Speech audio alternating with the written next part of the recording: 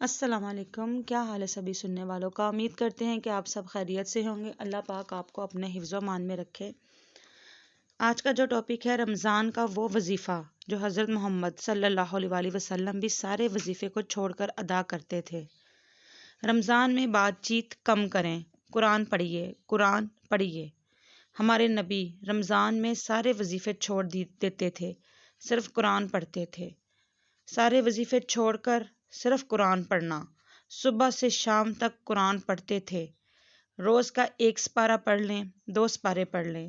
اخبار پڑھنا، دیگر فضول کام چھوڑ کر صرف قرآن پڑھو، کیونکہ رمضان میں قرآن پڑھنے کی بہت زیادہ فضیلت ہے کہ ساری آسمانی علم رمضان میں آیا ہے۔ 1 رمضان حضرت ابراہیم علیہ السلام پر کتاب آئی، چھوٹی کتابیں۔ 2 رمضان حضرت موسیٰ علیہ السلام پر تورات آئی۔ 6 رمضان حضرت داؤد علیہ السلام پر زبور آئی۔ 18ویں رمضان حضرت عیسیٰ علیہ السلام پر انجیل آئی۔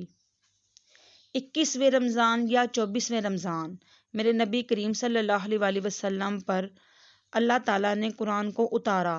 یہ آسمانی علم کا مہینہ ہے۔ اپنی بچیوں سے، اپنے بچوں، اپنی بیگمات، اپنی ماؤں سے کہو کہ صرف قرآن پڑھو اور کثرت سے پڑھو۔ رمضان میں جبرائیل علیہ السلام آ کر اللہ کے نبی کے ساتھ قرآن کا دورہ کیا کرتے تھے۔ جبرائیل بھی آ کر قرآن پڑھتے، وہ میرے نبی کو سناتے تھے، ہمارے نبی ان کو سناتے تھے۔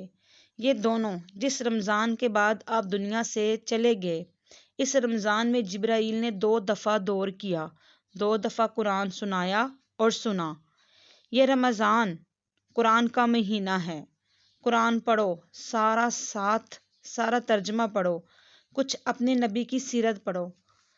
قرآن پاک پڑھو، تھوڑا سا اس کے ساتھ ساتھ اس کا ترجمہ بھی پڑھو۔ یہ دیکھو کہ قرآن ہمیں سے کیا چاہتا ہے، قرآن ہمیں کیا کہتا ہے۔ اللہ کے نبی کو بھی ساتھ لینے کا مہینہ آ گیا۔ ایک حدیث پر عمل کر لو، اللہ کا نبی آپ کو مل جائے گا۔ سارے فرائض کرتے ہوئے، گھر کے کام کرتے ہوئے، ملازمت کرتے ہوئے ایک کام کر لو، نبی ساتھ ہو جائیں گے۔ جس کو نبی مل گیا اس کی تو ویسے ہی آخرت سنور جاتی ہے۔ نبی ساتھ ہوئے تو جنت کی چابی مل گئی۔ اللہ کے نبی ساتھ ہوئے تو جہنم کا تالا مل گیا۔ اللہ کے نبی ساتھ ہوئے تو جنت کے راستے مل گئے۔ اللہ کے نبی ساتھ ہوئے تو عزت کے راستے مل گئے۔ اللہ کے نبی ساتھ ہوئے تو ذلتوں سے بچنے کا سامان ہو گیا۔ اللہ کے نبی ساتھ ہو گئے تو محبتوں کا سامان ہو گیا۔ اللہ کے نبی ساتھ ہو گئے تو نیک اولاد ملنے کا سامان ہو گیا۔ اللہ کے نبی ساتھ ہو گئے تو برکتوں کا سامان ہو گیا۔ اللہ کے نبی ساتھ ہو گئے تو فتح و کامرانی کا سامان ہو گیا۔ یہ مہینہ امت بن کر گزارنا ہے، فرقہ واریت میں نہیں گزارنا۔ مسلمان بن کر گزارنا ہے، امت بن کر گزارنا ہے، فرقہ بن کر نہیں گزارنا۔ یہ اللہ کی رحمتوں کا مہینہ ہے اور ان رحمتوں سے بھرپور فائدہ اٹھانا چاہیے ہم سب مسلمانوں کو۔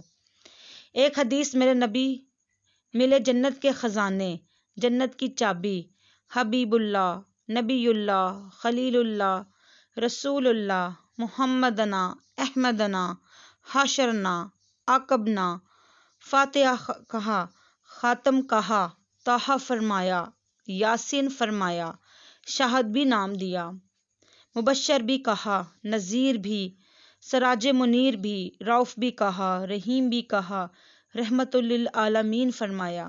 مزمل کا لاڈ ہے، مدثر کا لاڈ ہے۔ یہ میرے نبی، یہ میرے رسول، یہ کائنات کے سردار، اولین آخر کے سردار، جنہیں درخت کہتے تھے السلام علیکہ یا رسول اللہ، جنہیں پتھر کہتے تھے السلام علیکہ یا رسول اللہ، جنہیں اونٹ کہتے تھے السلام علیکہ یا رسول اللہ، جو کسی درخت کے پاس سے گزرتے تھے تو شاخیں آگے بڑھ کر سایہ کرنے لگتی تھیں، جو جانوروں کے قریب سے گزرتے تو سجدے میں پڑ جاتے جانور، پتھر سے ٹیک لگاتے تھے، پتھر موم ہو جاتا تھا۔ میرے نبی جمعے کی تقریر کرتے تھے۔ ایک دفعہ کا واقعہ ہے، پاس کھجور کا تنا، لوگ زیادہ ہو گئے، ادھر میرے نبی کا گھر، صحابہ نے ممبر بنا دیا، اب یہ وہاں سے آ رہے ہیں ہمارے نبی کریم صلی اللہ علیہ وآلہ وسلم. آج پہلا جمعہ ممبر پر کھڑے ہو کر دینا ہے. ابھی آ رہے ہیں.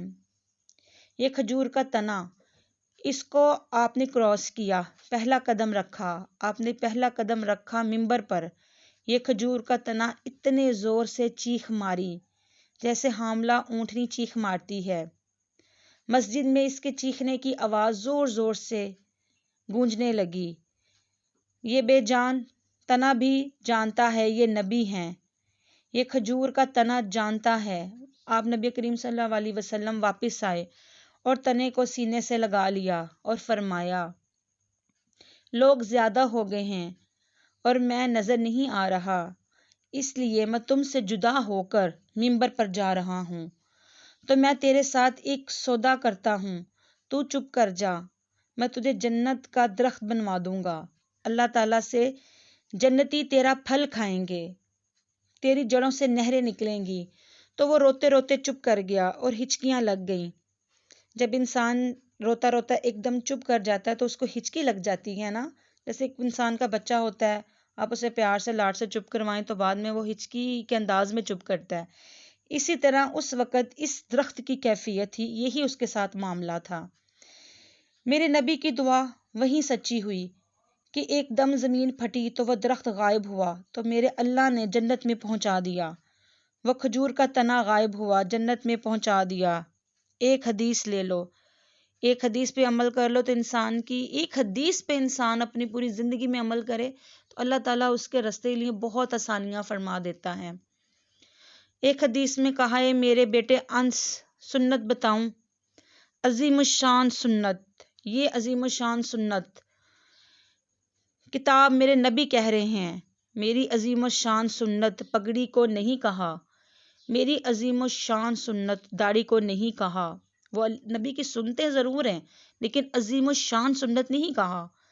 میری عظیم الشان سنت ہے سیدھے ہاتھ سے کھانے کو نہیں کہا.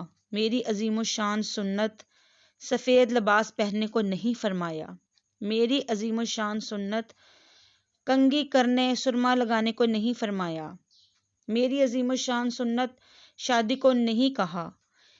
شادی سنت، نکاح سنت ضرور ہے لیکن اس سے عظیم الشان سنت نہیں فرمایا. مسجد میں سیدھا پاؤں داخل ہو کر عظیم الشان سنت نہیں فرمایا. صرف اور صرف ایک میری عظیم الشان سنت، میرے بیٹے انس، ایک عظیم الشان سنت کہ صبح شام اپنے دل کو لوگوں کے بغض سے دھویا کرو، لوگوں کی نفرت سے دھو دیا کرو. دھو اس دل کو، صاف کر دو، بغض نکال دو، نفرت نکال دو، غصہ نکال دو، حسد نکال دو، گلہ نکال دو، کینہ نکال دو. دھو اس دل کو. جو برا کرے اس کا بھلا، جو بھلا کرے اس کا بھی بھلا. یہ سنت اپنا لو تو کیا ہوگا. میرے نبی فرماتے ہیں جو یہ کرے گا وہ مجھ سے پیار کرے گا. اور جیسے کہ ہم سب مسلمان جانتے ہیں، ہماری سب سے بڑی محبت اور عشق ہمارے نبی کریم صلی اللہ علیہ وآلہ وسلم ہے. جو مجھ سے پیار کرے گا وہ میرا ساتھی ہو جائے گا. ناظرین، کسی سے لڑائی ہو، جھگڑا ہے، بات چیت بند ہے، بول چال بند ہے، صلح کر لو. میرے روزے نہ خراب ہو جائیں. میری جنت کا فیصلہ ہونے والا ہے. رمضان میں میرا رب جنت کے دروازے کھول دیتا ہے، جہنم کے دروازے بند کر دیتا ہے. کہتے ہیں نا کہ جب کوئی انسان رمضان شریف میں دنیا سے وصال کرجا دنیا سے رخصت ہو جائے تو وہ بلا حساب کتاب جنت میں جاتا ہے، اس کا کسی قسم کا کوئی حساب نہیں ہوتا. پورا مہینہ دوزخ بند، جنت کھل گئی. شیطان قید ہو کر پانیوں میں ڈال دیے گئے. ناظرین، ایک دوسرے کو معاف کر دیں. معاف کر دینا تو ویسے بھی بہت بڑا عمل ہے. آنکھوں پر پٹی ہے ان تاجروں کے. جیسا کہ آج کل آپ دیکھیں نا کہ بازار جائیں، جو چیز عام دنوں میں 100 کی مل رہی ہوتی ہے وہ رمضان میں 300 کی مل رہی ہوتی ہے. اللہ تعالیٰ معاف کرے بس. آنکھوں پر پٹی ہے ان تاجروں کے جو اندھے ہو کر لوٹتے ہیں. اس مہینے میں کتنے پیسے بنا لو گے. پورے پاکستان کے تاجروں سے درخواست ہے کہ پاکستان میں رمضان کے مہینے میں کماؤ، حلال کماؤ، جائز کماؤ. رمضان کی وجہ سے ریٹ نہ بڑھاؤ.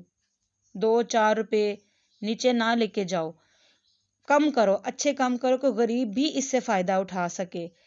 یہاں تو 2-4 کم کرنا تو دور کی بات ہے، ڈبل قیمت کر دی جاتی ہے چیزوں کی۔ اللہ کی قسم، اللہ تمہاری نسلوں کو پالے گا، سارا سال 10 گنا کر کے تمہیں دے گا۔ بخیل نہ بنو، بخیل کنجوس اللہ کا یار نہیں بن سکتا۔ اور سخی سے اللہ دوستی توڑتا نہیں، سخی سے اللہ دوستی توڑتا نہیں، اور بخیل سے اللہ کبھی دوستی کرتا نہیں۔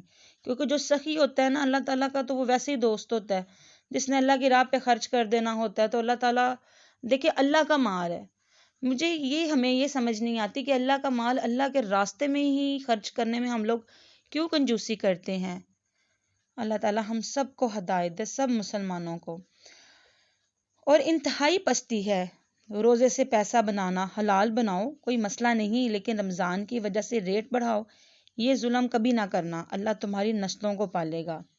اللہ سے توبہ کرتے رہیں اور کہیں یا اللہ میری توبہ، تو سارے کام بن جائیں گے۔ اللہ کو منانا جو دنیا کا سب سے آسان کام ہے، وہ اللہ کو منانا ہے۔ اللہ کو منانا تو کام ہی کوئی نہیں، مشکل ہی کوئی نہیں۔ ادھر تم سچے دل سے توبہ کرو، اللہ سے کہو اللہ مجھے معاف کر دے، اللہ معاف کر دیتا ہے۔ اللہ کو منانا تو بہت آسان ہے، مشکل تو ہے مخلوق کو منانا۔ آپ ایک بندے کے لیے کتنے گناہ کرتے ہیں، ان کے رشتہ داروں کے لیے، ایک باپ جو حرام کماتا ہے اپنی اولاد کے لیے، اپنے بچوں کے لیے، کہ جی میں ان کی مستقبل کا سوچ رہا ہوں، یہ دیکھو کہ وہ اولاد کل کو تمہاری قبر میں آ کے تمہاری بخشش کا ذریعہ بنے گی؟ نہیں بنے گی، تمہارے اعمال تمہارے کام آئیں گے۔ اللہ سے دوستی کرنا تو سب سے آسان کام ہے، سب سے آسان رستہ تو 5 وقت کی نماز ہے۔ اللہ کے آگے سجدہ کرو، نماز پڑھو، اللہ تعالیٰ کیوں نہیں سنتا؟ اللہ تعالیٰ تو ہماری شاہ رگ سے بھی زیادہ ہمارے نزدیک ہے۔ تیرے سجدوں کا محتاج نہیں، تیرے گناہوں سے چھوٹا نہیں ہوتا، تیری نیکی سے بڑا نہیں ہوتا، جو نہیں ہوتا وہ ہے اللہ۔ ہم جو نیکی کرتے ہیں اس کا فائدہ اللہ کو نہیں ہوتا، وہ ہمارا ہی ہوتا ہے، ہمارے لیے ہی فائدہ ہوتا ہے، ہماری ہی بخشش کا ذریعہ بنتا ہے۔ اور جو ہم ظلم کرتے ہیں، جو گناہ کرتے ہیں، وہ ہم اپنی جانوں پر ظلم کرتے ہیں۔ اس سے کسی اللہ تعالیٰ کو یا کسی کو فرق نہیں پڑتا، جو ہم گناہ کرتے ہیں وہ ہم اپنی جانوں پہ کر رہے ہوتے ہیں۔ دیکھیں وہ ہے نا کہ اللہ تعالیٰ کے پاس تو اتنے فرشتے ہیں کہ جو ایک دفعہ خانہ کعبہ کا طواف کر لے تو روزے قیامت تک تو اس کی دوبارہ باری نہیں آنی۔ تو اللہ کے پاس تو عبادت کے بہت سے فرشتے ہیں، ہماری جو عبادتیں ہیں وہ دنیا داری میں پھنسی ہوئی ہیں۔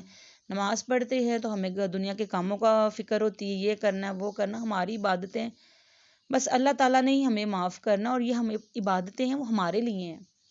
اللہ تعالیٰ ہم سب مسلمانوں کے لیے آسانی فرمائے اور ہمیں ہدایت پر اور صحیح راستے پر چلنے کی توفیق عطا فرمائے۔